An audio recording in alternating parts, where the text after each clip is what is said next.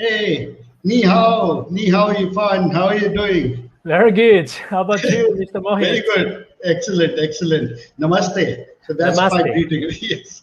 Thank you very much. Thank you for being here, my friend. And it's really nice to see you.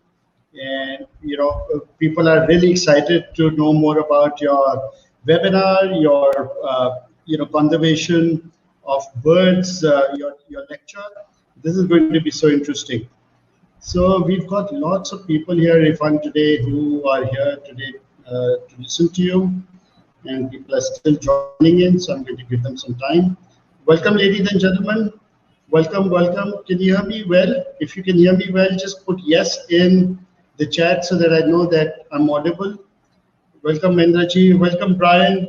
Welcome, Junaid. Welcome, Gautam, Gautami, Lata, Iqbal. Welcome, welcome.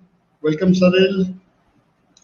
So if you can hear me, friends, please type yes in the chat box so I know that I'm audible.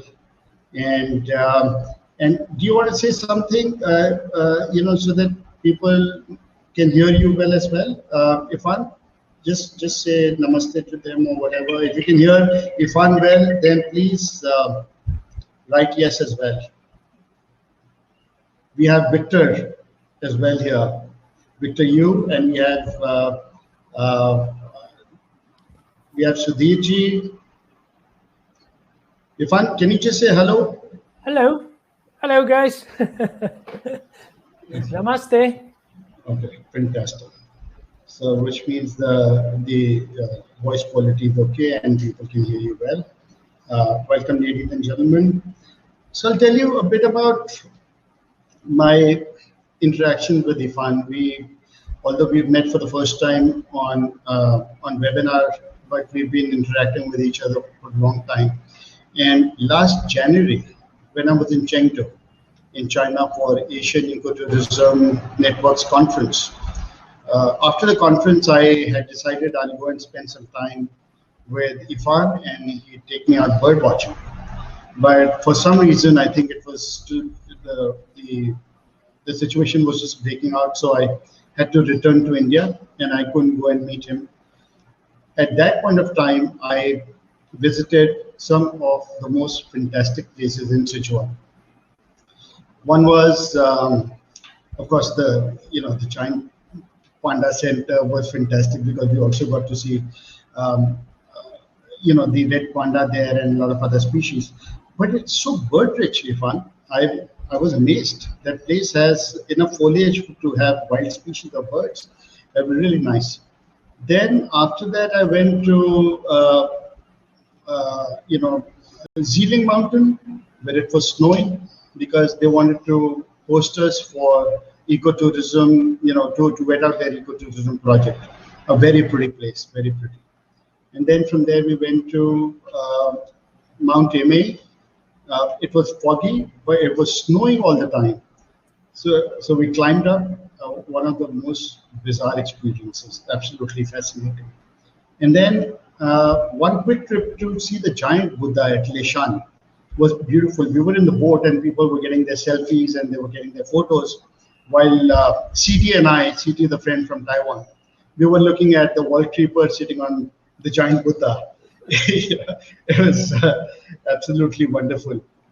So friends, thank you for joining in today for Ifan's webinar. And I'm telling you, Ifan and I are going to bring more of China to you again and again. One quick, one or two instances, if you allow me to talk. Many years ago, I was in Beijing and I wanted to go and see the Great Wall of China. And so somebody wrote it down on a piece of paper in Chinese, and I showed it to my taxi driver, and he took me to, so he took me somewhere else. He took me about 2 hours away. And when we reached there, he realized that he had read it wrong, and he got me the wrong place. And then he drove me back to my hotel.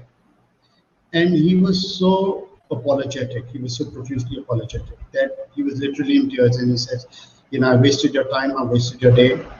And how can I compensate you? Like, how can I give you something so that you're happy and you're not mad at me? So that was the character of that man. And I remember on another instance, I'd hired a guide to again go and see the Great Wall of China, and we stopped for a meal somewhere along the way, where I wanted to taste everything. At that time I was not a pure vegetarian. I could eat meat, so I ordered many things. And the lady at the restaurant came and told my guide, "Why is he ordering so much? Is he going to be able to finish all this?"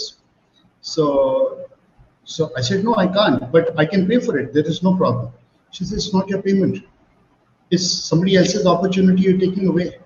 So you order only the amount that you can finish and your guide can finish, and do not order a morsel more." And that was so beautiful. So these were some of my experiences with China. So over to you, my friend. Show your magic now to the audience who've been waiting for far too long. There you go. Oh, I have to introduce you. Sorry, my friends. I have to quickly introduce Yifan. So Yifan Li, husband, birder, herper, conservationist, co-founder of Zigong Bird Watching Society and Nature Conservation Center, diving instructor, assessor of natural world heritage and national parks of China. And that's a lot. And collaborator of New Field Guide to the Birds of China. Yeah? So that's beautiful. So you will know a lot more about Yifan when he starts talking to you. Those who are here for the first time and don't know me, for them, I am Mohit Aggarwal. I'm an experiential ecotourism specialist with a deep love for nature. I help people to travel to some wonderful places in Asia. And one day I will take you to China as well. I'm on the board of Asian Ecotourism Network, and I've been trained and certified by GSTC in Sustainable Tourism. I'm the founder of Asian Adventures, a 27-year-old travel outfit. It's the largest bird watching tour company in India. I'm also the founder of NetiNeta, a value email marketing company that is now working towards strengthening communication for wildlife outfits. These companies are on a large mission to help Asian elephants with their corridors, free the Himalayas of plastic waste, help small wildlife NGOs, and also conserve the ancient Himalayan shrines. So that was a bit about me, my friends. So over to you, Yifan. Thank you. Okay, so should I go to my slides? Absolutely. Okay. Good. So everybody can see my PPT presentation, and everybody can hear me? Yes, absolutely. Okay, thank you, everyone. Okay, so again, very welcome to my webinar and my personal appreciation for Mr. Mohit who gave me this chance to just share you a small glimpse of my country. So my topic for today is birding for free and conservation for nature. And I will talk in these following 5 parts. So firstly, I'm gonna introduce again who I am. Even Mr. Mohit gave a very good brief introduction. Then I'm gonna talk about who we are, what we do, and what we wanna do. And lastly, I will have a question and answer session if you guys have any questions. So any question is welcome.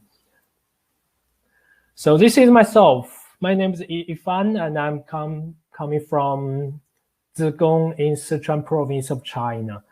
And myself, here I put 2 pictures.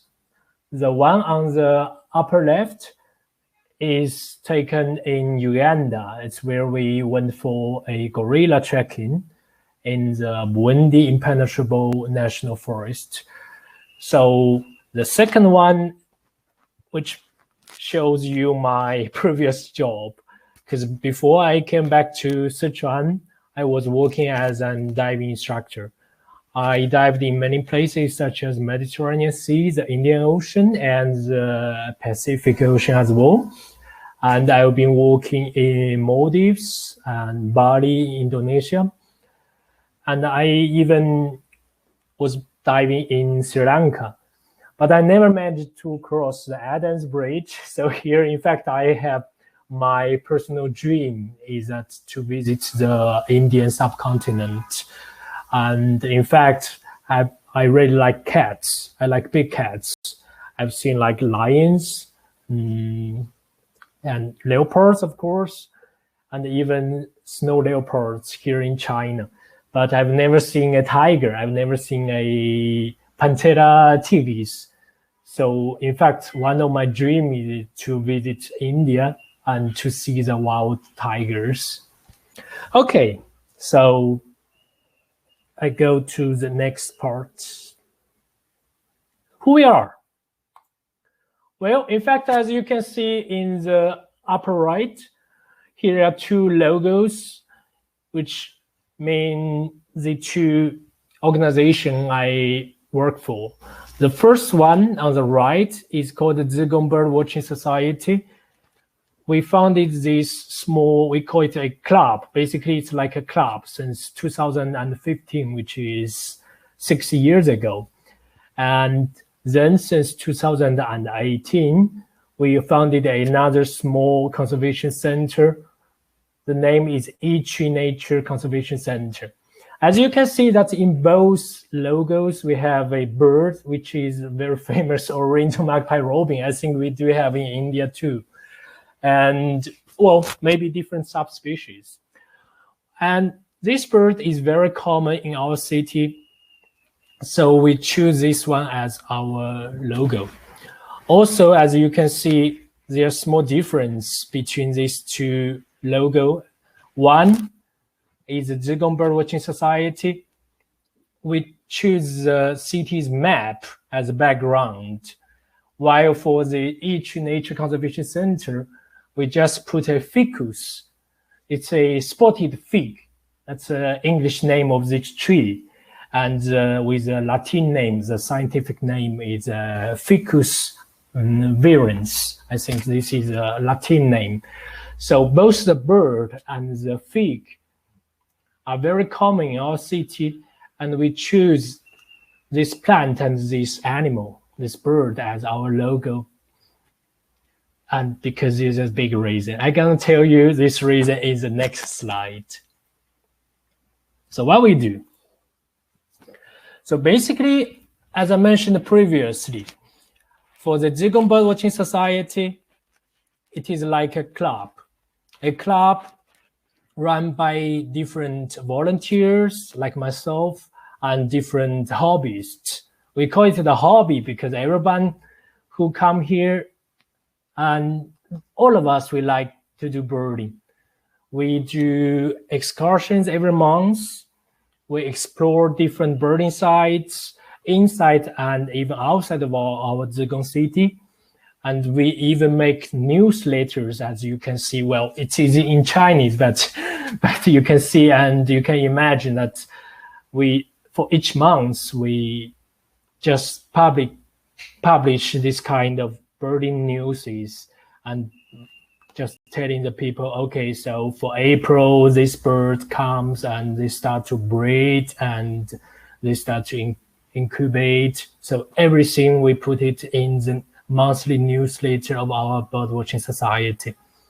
We also do some bird surveys, which is the census. So especially for the migration season and for the wintering season, we go out and we do the birding surveys for some particular species or for some group of birds like the ducks, for example, or for the raptors. Then we also organize like different birding trips abroad, especially before the pandemic has started.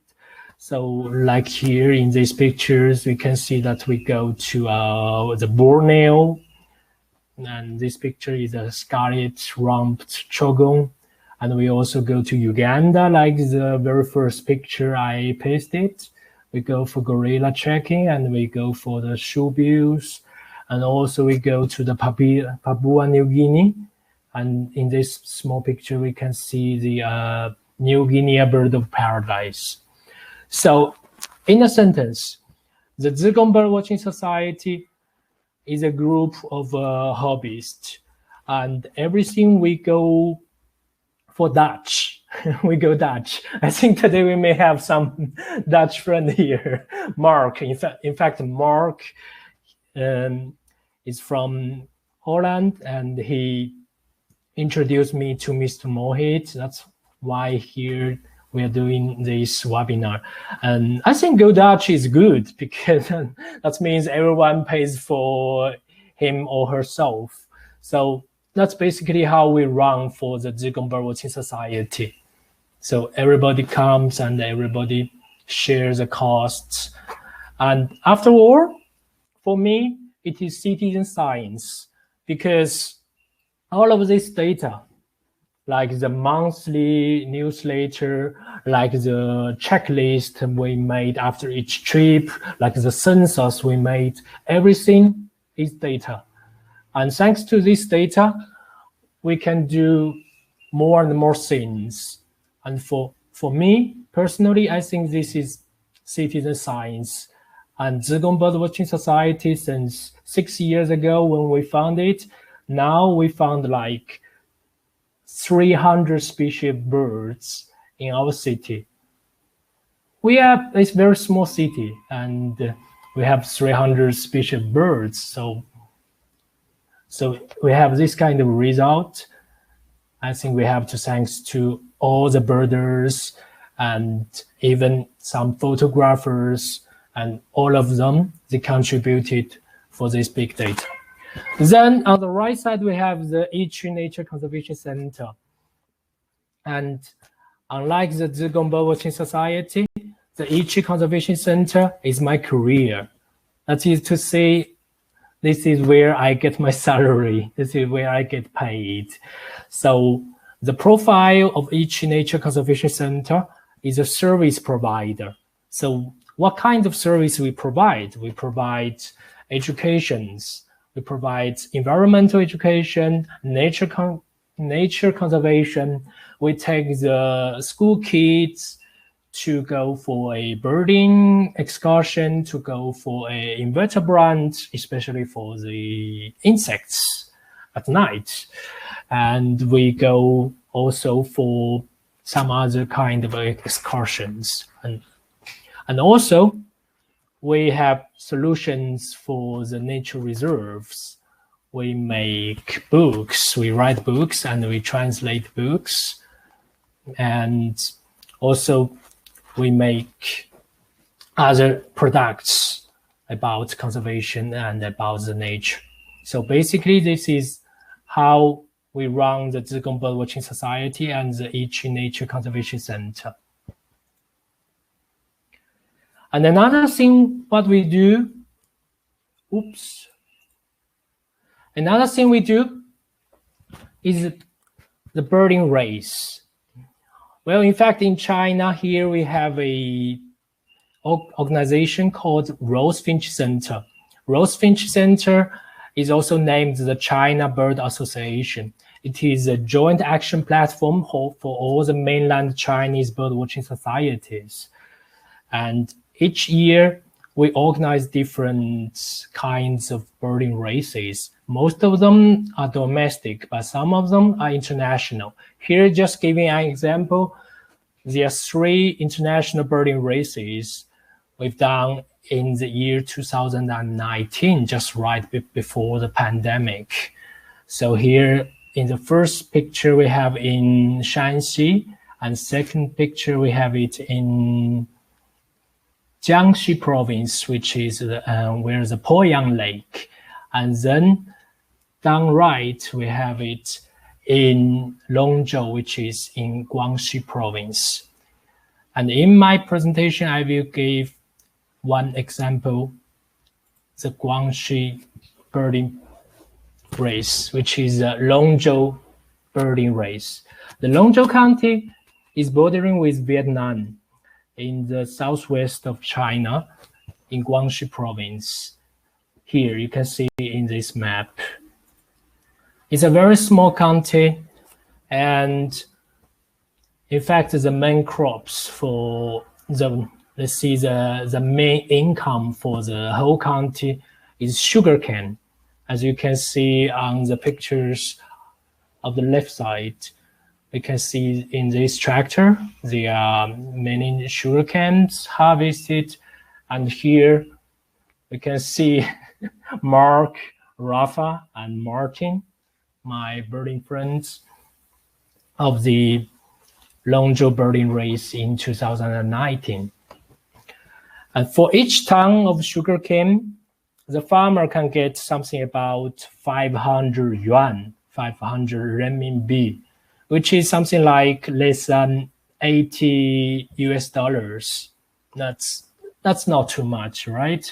And in fact, for all the harvest of a year, if we minus all the cost of labor, of pesticides, and land rent, basically for each family in Longzhou, if they work as a sugarcane farmer, they will get something like maybe several thousand yuan for the whole year. So this is, I will say this is a really poor place.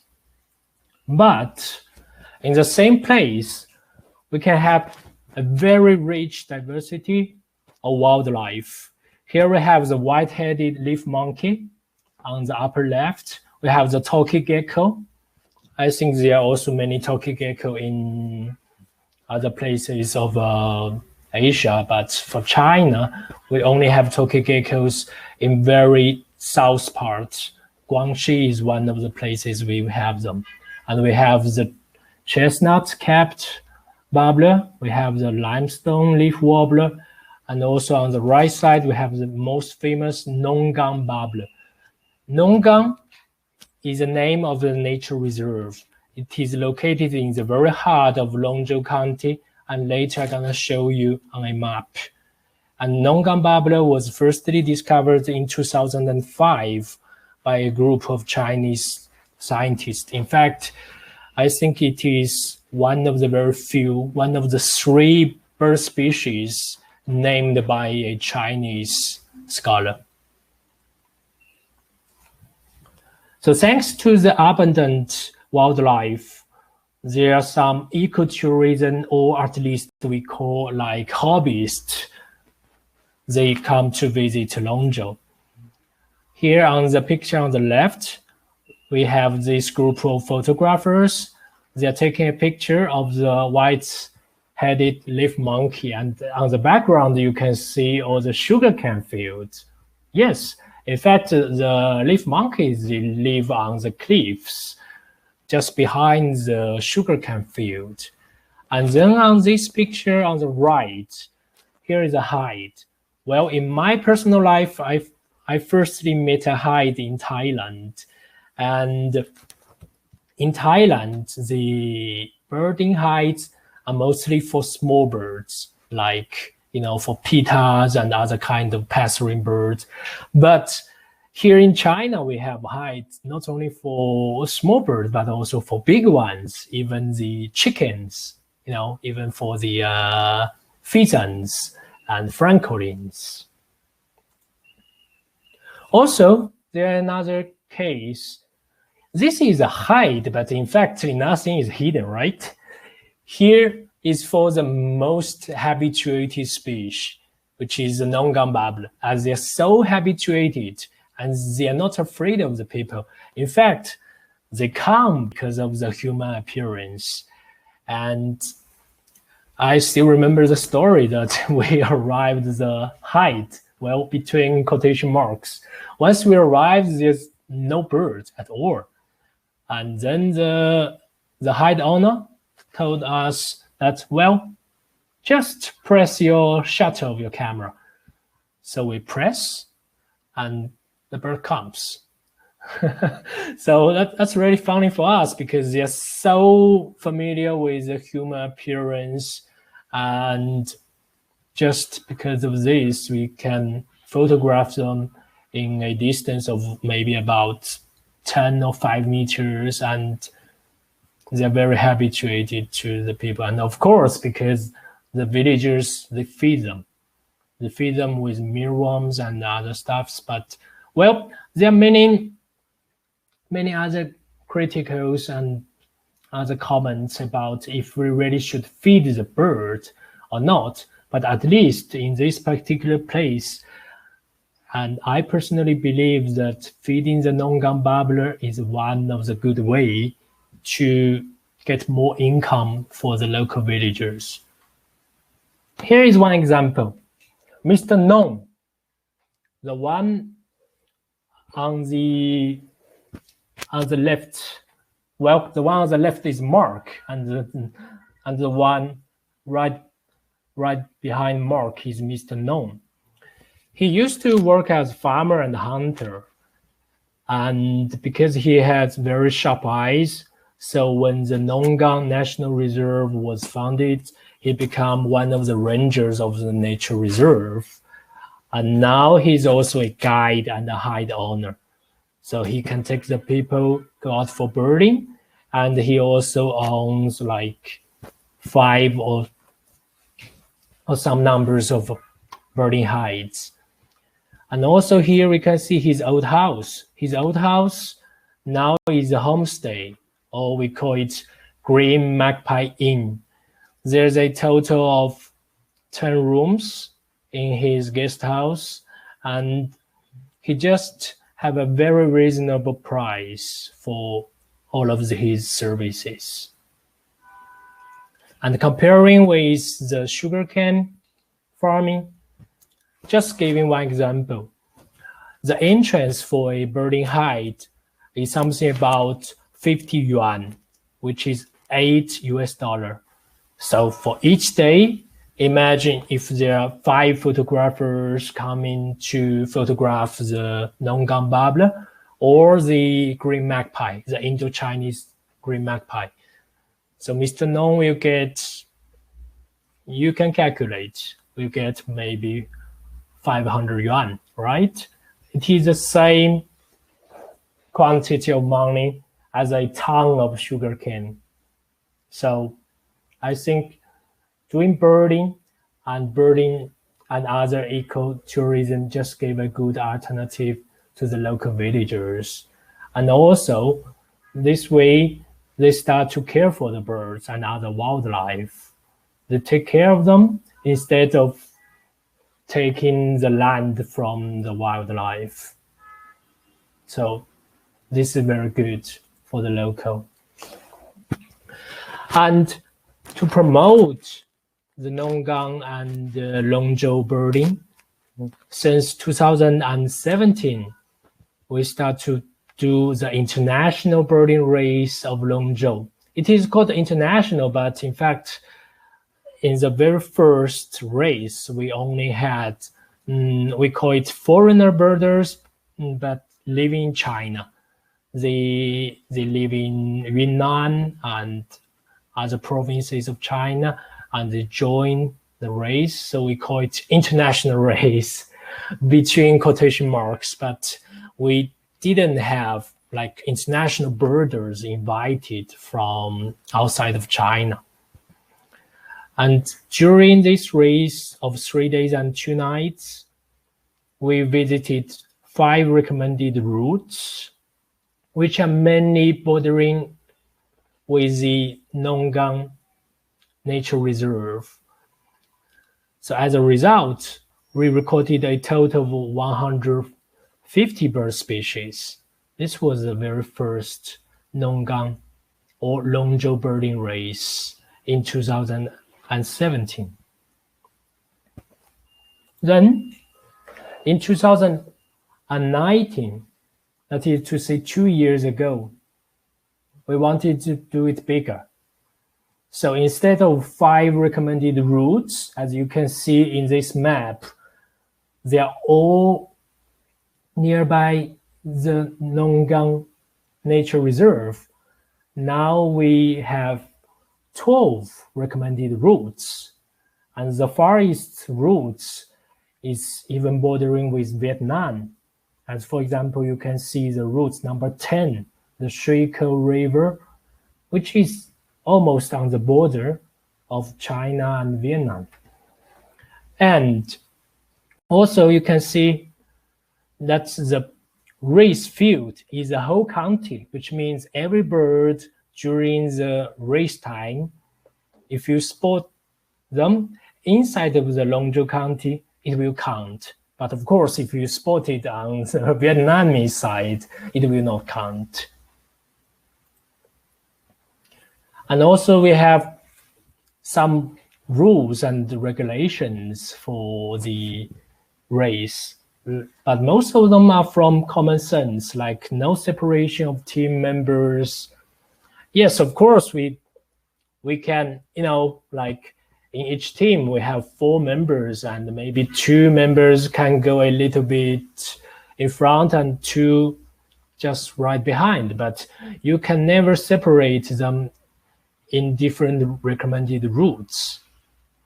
And no playback is also common sense, right? Like you cannot use playback of bird calls and songs during the race because this is cheating and you may also create some confusion for other groups.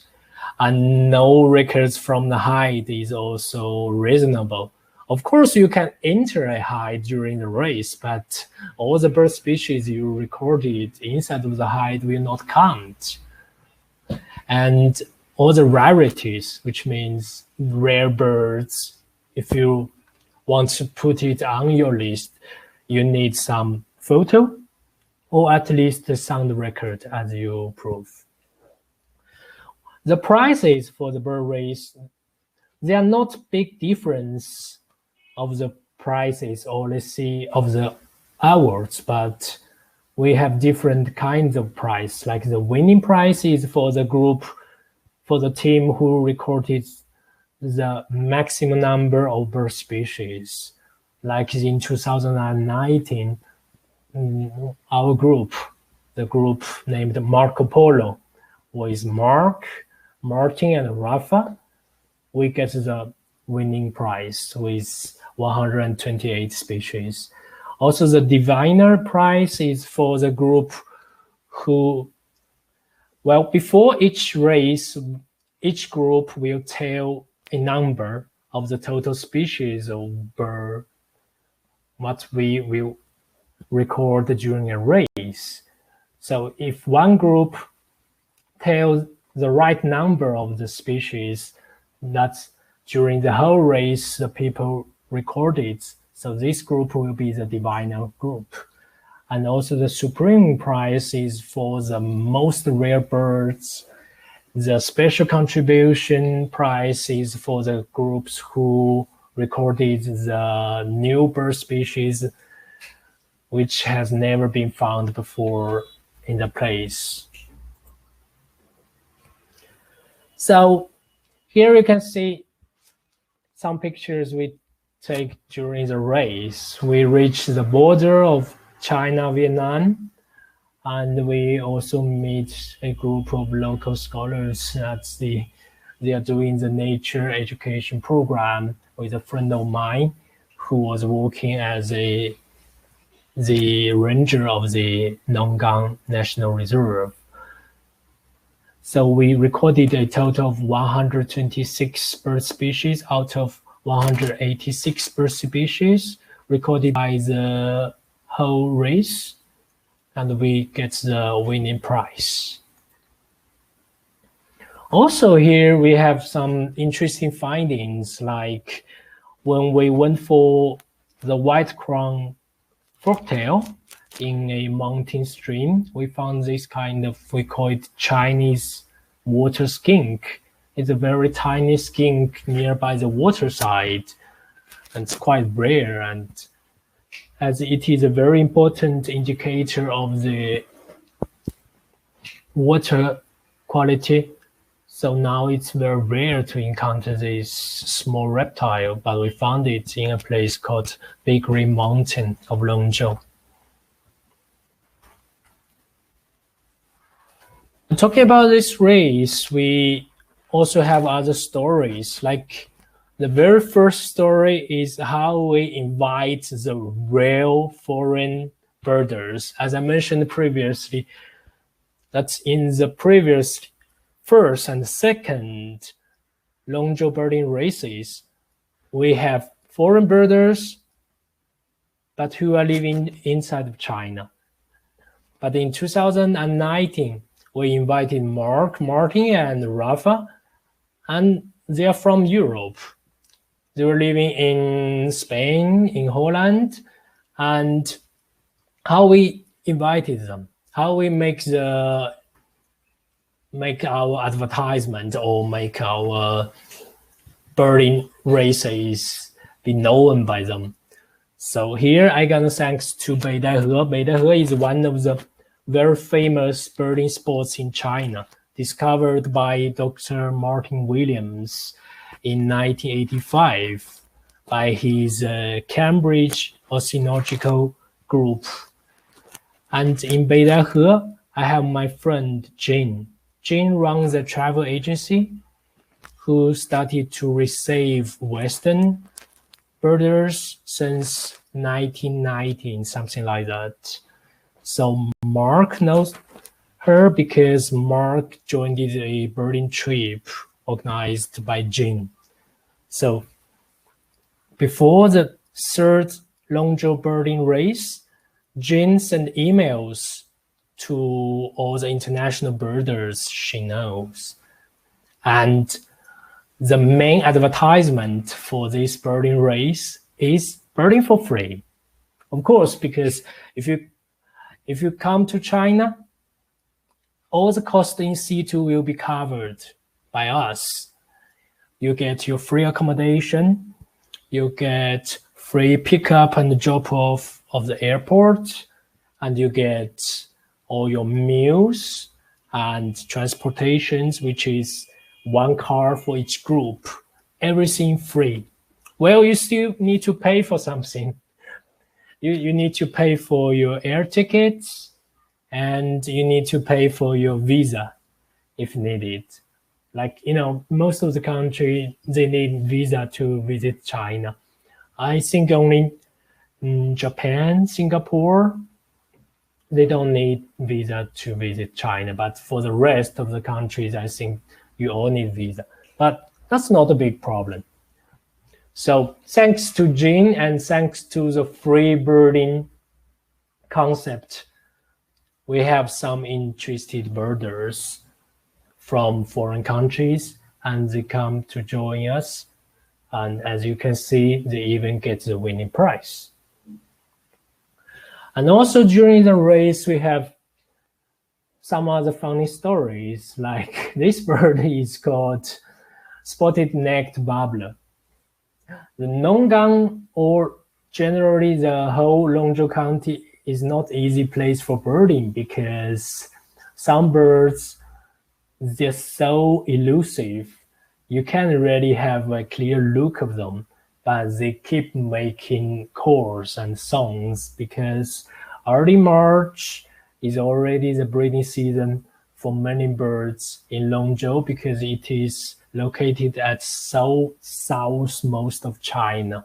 It is we call it a subtropical area, but it is already almost a tropical area.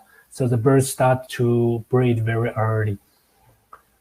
So our team member, Mark and Rafa, when they heard the call of this bird, they name it as a very, well, I'm thinking about if I will tell this in this webinar, but I think finally I will tell you that they named it as a bukake bird because the call of this bird is made by 3 syllables. It's like doo doo doo.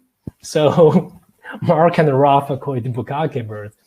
I think that's so funny, and this also helps me.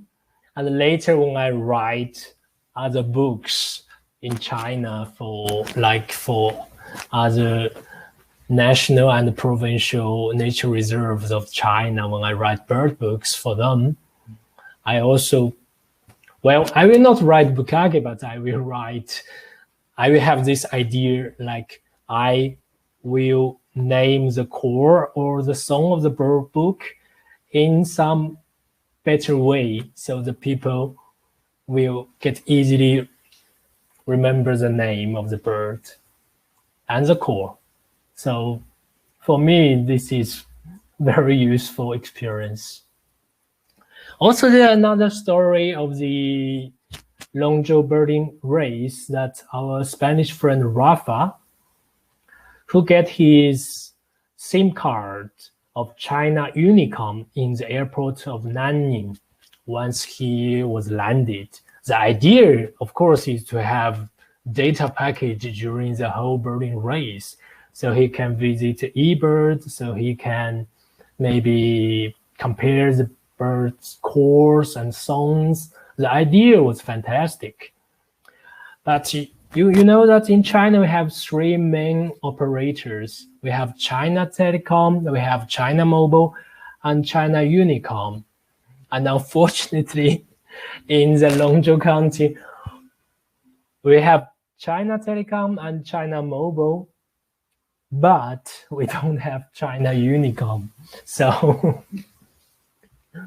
our poor friend Rafa, he gets his SIM card in the airport, but he only used it in the very first day and on the last day. And during the whole race, he couldn't use his SIM card because there's no China Unicom.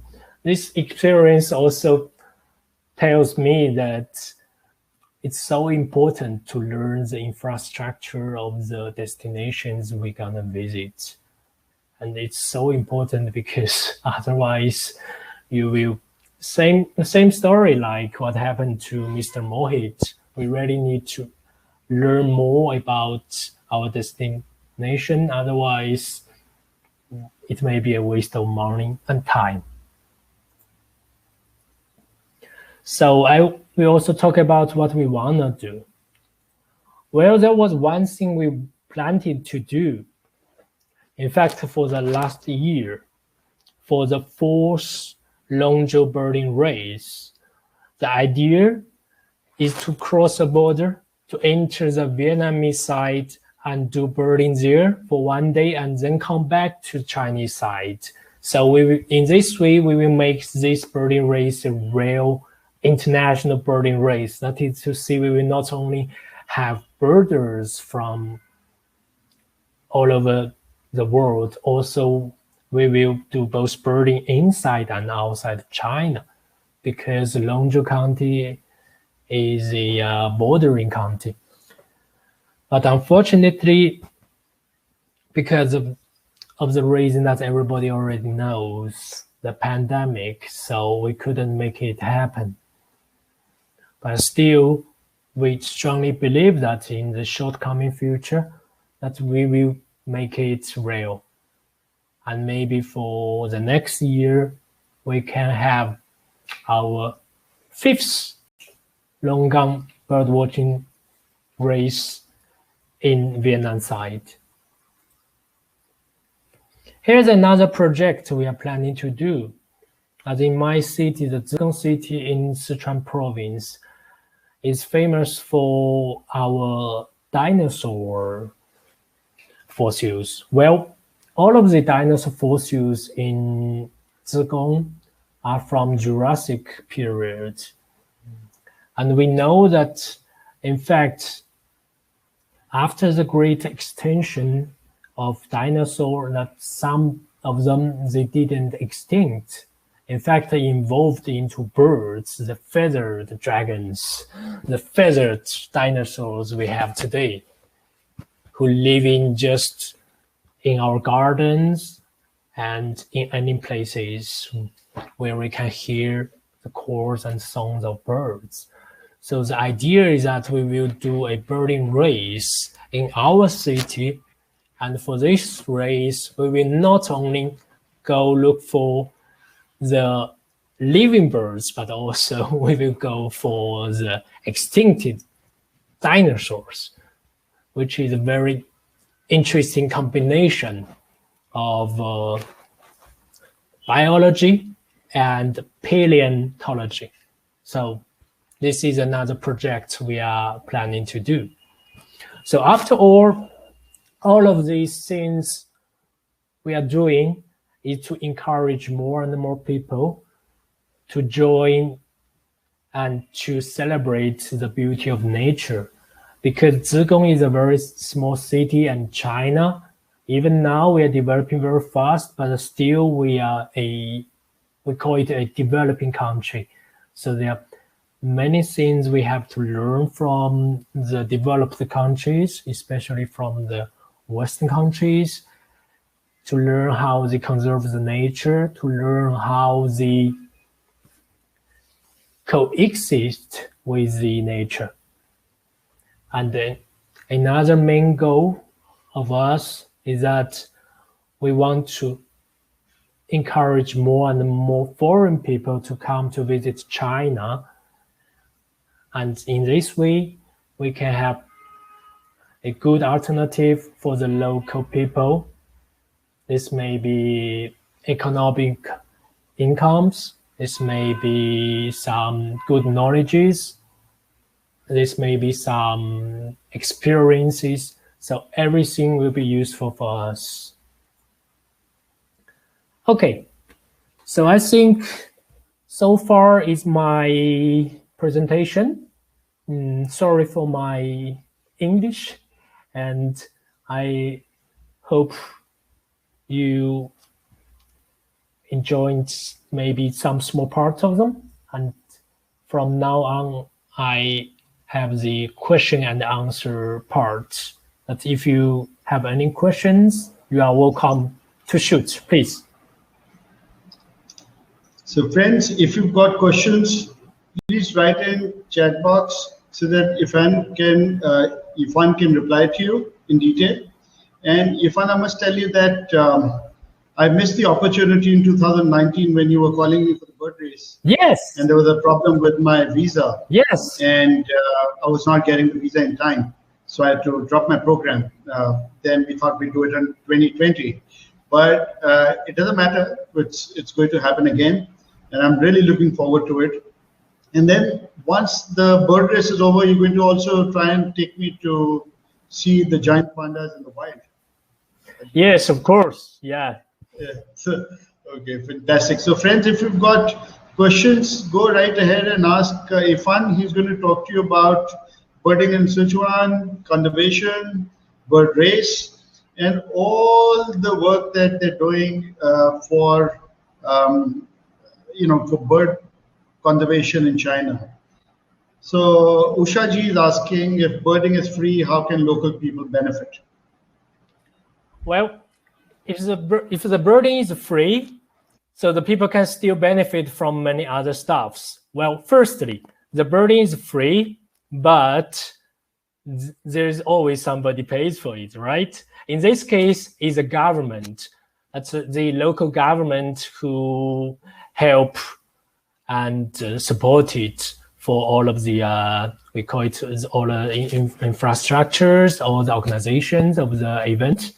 That's why we, as participants, we have it for free, but the government paid for it. And in another way, like for example, particularly for the foreign birders who visit China, let's imagine even they have everything in situ for free, but if they already paid for the air tickets and the visas, they maybe want to stay a little bit longer.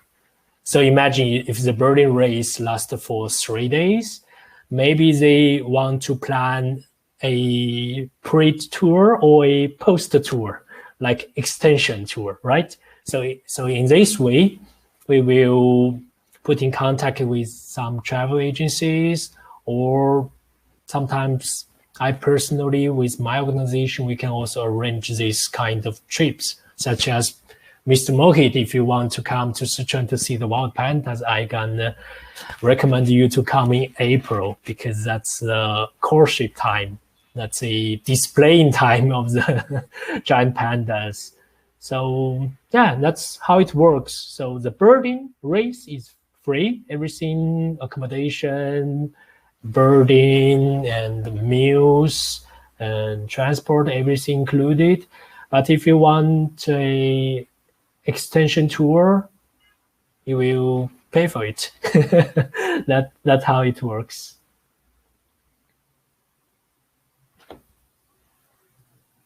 I can't hear you. Hello? Yeah. So I'm saying, friends, when you go to China or to Taiwan, I'm telling you, it's a 5-star treatment. They make you stay in such beautiful places. Um, they feed you like mad. They pamper you all the time. They're looking after you. They're looking at every small need of yours. So when they're hosting you, they leave no stone unturned. I've experienced the hospitality on different tours in Taiwan and in China, and I'm telling you, it is unbelievable. So friends, here, Yifan, Kusum is asking, Kusum is a friend from Sri Lanka, and Kusum is asking, I would like to bring a team from Sri Lanka for the bird race if it's going to happen after the pandemic is over. Oh, thanks. Okay. So Subhash is asking, how do I volunteer for the bird race? You mean how you can be a volunteer? Well, yeah. How can he participate? I guess that's what he wants to know. Yeah. So it's quite simple. As I mentioned in the very beginning, that the birding race is organized by Rosefinch Center. Rosefinch Center is a joint action platform for all the mainland Chinese birding societies, which means not only the Zhegang Birdwatching Society where I stay, all the birding societies, well, basically all the birding societies in China, in mainland China, will participate. So the volunteers will come out from each different societies. This is one way. Another way that when we do international birding races, we will have our advertisement, right? So, for example, that we will put our advertisement on the website of Asian Adventures. So in this way, that our Indian friends, that our international friends can also subscribe and to become a volunteer for the race. In this case, you can come for free, well, paying for your air tickets and visa. And in this way, you can join the birding race. Great, thank you. And I'll tell you, Yifan, you must get connected with a very good friend of mine, Brian Stretch from Worcester. He runs a very popular store there called the Birder Store. And he's always open and volunteering to help such causes. Yeah, so I will send you his contact. He's there right now listening to you on, in the group here in the webinar. And he's saying that he wants to get the Birders team, Birder Store team to China as well. So that's fantastic. Great, Brian. Thank you for talking about that. And friends, I think if you've got more questions, go ahead. We can take 1 or 2 more questions. And if you don't, then I'd like to wind up here now today. We posted some links for you to click for our future webinars. And I have asked Yifan to at least be with me once every month or once in 2 months to talk about various other dimensions of bird watching in China with more visuals and things like that. So we will talk to you, we will talk amongst ourselves and then bring you those opportunities at some point of time. Secondly, okay, so Gautami is asking, can we do it in our cities? Yes, absolutely. And, Delhi also has a bird race and many other places have bird races. So if you write to me, I can let you know who all are doing it where, and you can then be in touch with them. Rajneesh is asking, could you share your contact details? Absolutely, Rajneesh. What you can do right now, Yifan, is put your email down here so that people can write to you directly as well. Sure. So friends, Asian Adventures is committed to bringing you more such opportunities with ecotourism, conservation, bird watching, mammal watching, and other natural history avenues. If you've got any great concepts, great case studies that you want to come up with, I'm happy to host you, co-host you, and bring you all the eyeballs that you need to promote your cause. So go ahead. This is the best time to learn and to teach. This is the best time to network. Once it all opens up, we'll all probably get busy with our lives and subsistence and all of that. So like how Mark told me last year when it all started, Yifan, was that Mohit, he called me up and he said, Mohit, don't waste a good crisis. And that was something which was absolutely magical for me. Those were words that I really wanted to hear. So friends, continue to join in. We've got now some more webinars coming up, more on community-based tourism and the NGOs that we're helping. But this next week, we'll also be bringing you people from different parts of the world, including a gentleman from Thailand who's going to be talking about his journey with primates across Southeast Asia. So primates will be, like you can see in my logo, there's a langur right on top of it. So, primates, I have a soft spot for primates. So please attend webinars. If you've got other people who are interested to show their work, feel free to connect with me. Anything else you want to convey to the audience, Yifan? Well, I think it's good enough, and I am just wondering if I have my email address sent, or otherwise yes. I can send to you, so you can. No, it's there. Friend, it's written here, zgbird @126.com. Exactly. Yeah. Exactly. Yeah, so it's already there, Yifan, and the replay link that people will get tomorrow, I will write your email and ID in that so that people can get in touch with you directly as well. Okay, thanks. Okay, and give my regards to all those people, including Noam from Green Magpie Inn, and let him know that he won't be out of business for long. We will be going back to him soon. Sure. Thank you. Sure, I will tell Mr. Noam. Thank you very much. Thank you. Thank you, friends. Thank you for being here. Bye-bye. See you. Good night. Shabba khair. Enjoy your beer. Bye. Thank you. Shukriya.